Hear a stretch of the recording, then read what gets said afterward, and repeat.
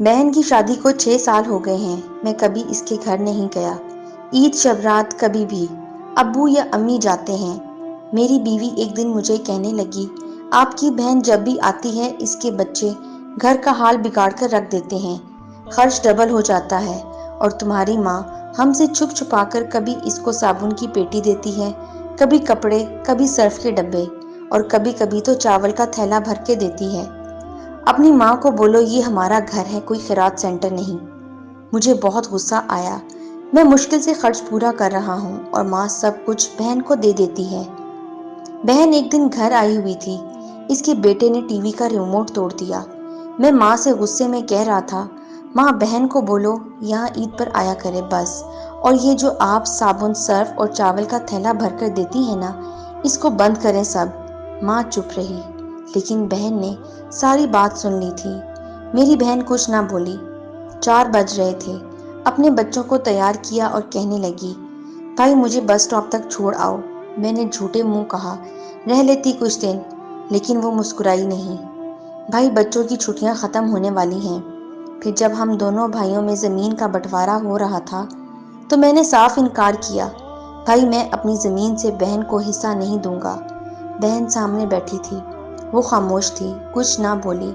ماں نے کہا، بیٹی کا بھی حق بنتا ہے، لیکن میں نے گالی دے کر کہا، کچھ بھی ہو جائے میں بہن کو حصہ نہیں دوں گا۔ بسم اللہ الرحمن الرحیم۔ بہن کی شادی کو 6 سال ہو گئے ہیں، میں کبھی اس کے گھر نہیں گیا۔ عید شب رات کبھی بھی ابو یا امی جاتے ہیں۔ میری بیوی ایک دن مجھے کہنے لگی، آپ کی بہن جب بھی آتی ہے اس کے بچے گھر کا حال بگاڑ کر رکھ دیتے ہیں، خرچ ڈبل ہو جاتا ہے، اور تمہاری ماں ہم سے چھپ چھپا کر کبھی اس کو صابن کی پیٹی دیتی ہے، کبھی کپڑے، کبھی سرف کے ڈبے، اور کبھی کبھی تو چاول کا تھیلا بھر کے دیتی ہے۔ اپنی ماں کو بولو یہ ہمارا گھر ہے، کوئی خیرات سینٹر نہیں۔ مجھے بہت غصہ آیا۔ میں مشکل سے خرچ پورا کر رہا ہوں اور ماں سب کچھ بہن کو دے دیتی ہے۔ بہن ایک دن گھر آئی ہوئی تھی۔ اس کے بیٹے نے ٹی وی کا ریموٹ توڑ دیا۔ میں ماں سے غصے میں کہہ رہا تھا، ماں بہن کو بولو یہاں عید پر آیا کرے بس، اور یہ جو آپ صابن، سرف اور چاول کا تھیلا بھر کر دیتی ہیں نا، اس کو بند کریں سب۔ ماں چپ رہی، لیکن بہن نے ساری بات سن لی تھی۔ میری بہن کچھ نہ بولی۔ 4 بج رہے تھے۔ اپنے بچوں کو تیار کیا اور کہنے لگی، بھائی مجھے بس سٹاپ تک چھوڑ آؤ۔ میں نے جھوٹے منہ کہا، رہ لیتی کچھ دن، لیکن وہ مسکرائی نہیں۔ بھائی بچوں کی چھٹیاں ختم ہونے والی ہیں۔ پھر جب ہم دونوں بھائیوں میں زمین کا بٹوارا ہو رہا تھا تو میں نے صاف انکار کیا، بھائی میں اپنی زمین سے بہن کو حصہ نہیں دوں گا۔ بہن سامنے بیٹھی تھی، وہ خاموش تھی، کچھ نہ بولی۔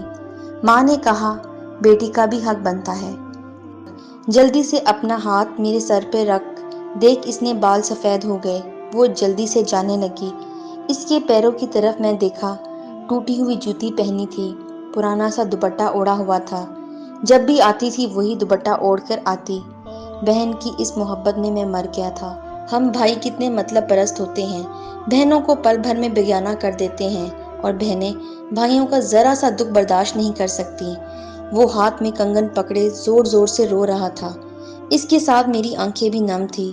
اپنے گھر میں خدا جانے کتنے دکھ سہ رہی ہوتی ہیں۔